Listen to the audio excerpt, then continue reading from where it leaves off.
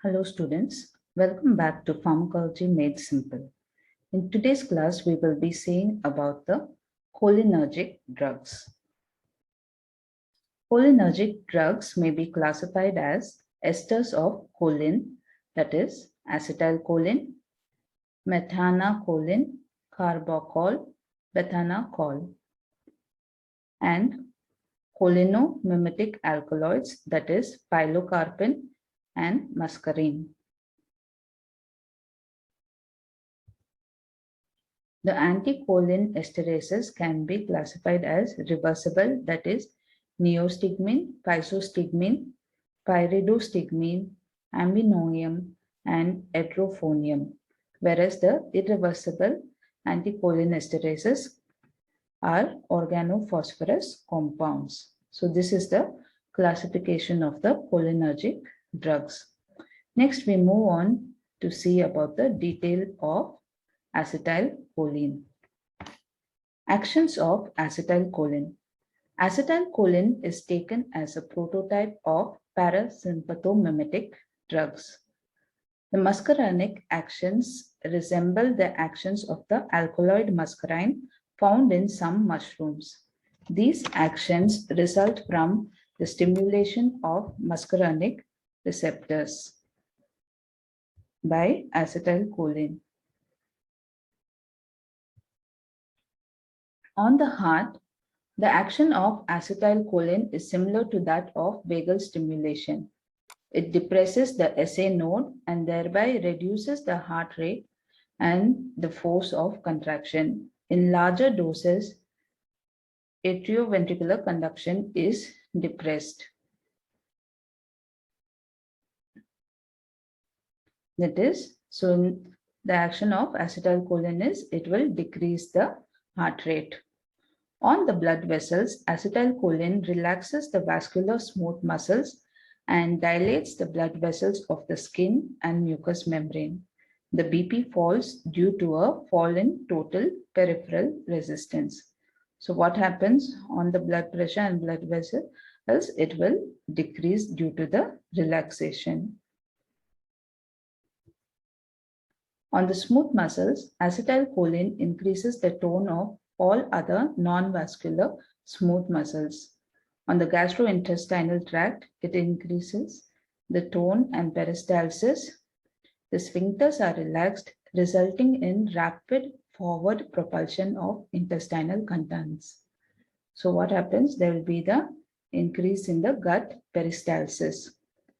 On the urinary bladder, detrusor contracts and trigonal sphincter relaxes. Therefore, it will promote the voiding of urine.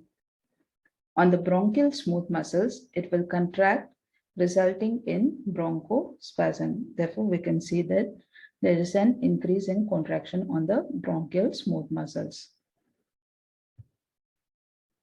On the secretory glands, acetylcholine enhances the secretion of all glands, salivary, lacrimal, nasopharyngeal, tracheobronchial, gastric, and intestinal secretions are increased. Sweating is also increased. Enhanced bronchial secretions and bronchospasm result in severe dyspnea. So we can see on the secretory glands, all the secretions are increased due to the action of acetylcholine. On the eye, acetylcholine brings about constriction of pupil miosis by contracting the circular muscles of the iris. Stimulation of muscarinic receptors present in the sphincter papillae results in miosis. Drainage of aqueous humor is facilitated and intraocular pressure falls. Ciliary muscles contracts, resulting in spasm of accommodation. So what happens on the eye? The acetylcholine brings about the constriction of the pupils and it will decrease the intraocular pressure. Therefore, it is given to cause the miosis. Here we can see the image of the actions of acetylcholine on the different organs. On the eye, it will cause the constriction of the pupil. On the lungs, it will cause the constriction of the bronchioles and increase the secretions. On the heart, it will decrease the heart rate. On the blood vessels, it will dilate the blood vessels and cause the decrease in the blood pressure. On the GI tract, it will increase the peristalsis and secretions. On the urinary bladder, it will cause the constriction of the urinary bladder and thus promote the voiding of urine. And on the salivary glands, it will increase the salivation. Next, moving on to nicotinic actions. These effects resemble the actions of the alkaloid nicotine and are brought about by the nicotinic receptors by acetylcholine. On the neuromuscular junction, that is NMJ, acetylcholine brings about contraction of skeletal muscles by stimulating neuromuscular receptors present in the neuromuscular junction.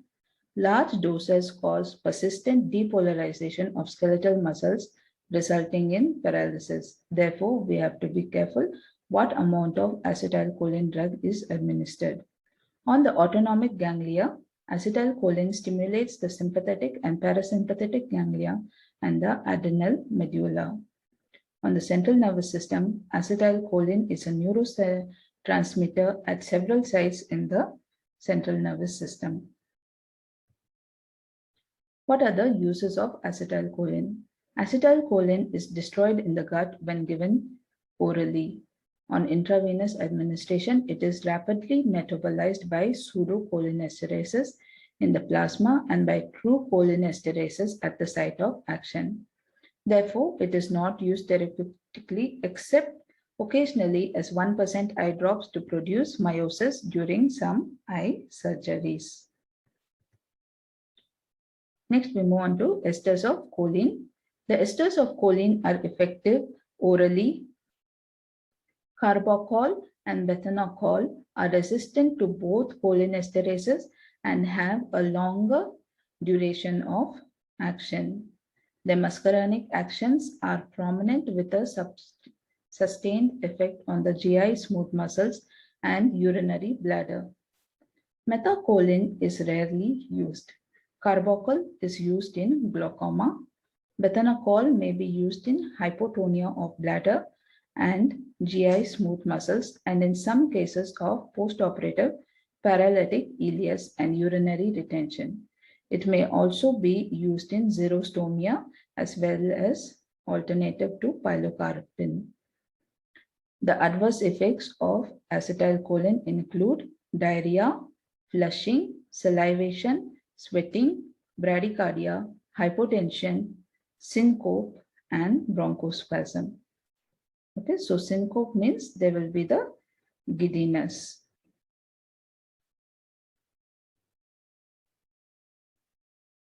Okay, so hope you understood in detail about the acetylcholine and what are its actions, the muscarinic actions and the nicotinic actions, what are its uses and the adverse effects. The important questions which can be asked from this topic are: classify cholinergic drugs, write in detail about acetylcholine for 10 marks and esters of choline for 2 marks. Please do subscribe, like and share the video. Thank you.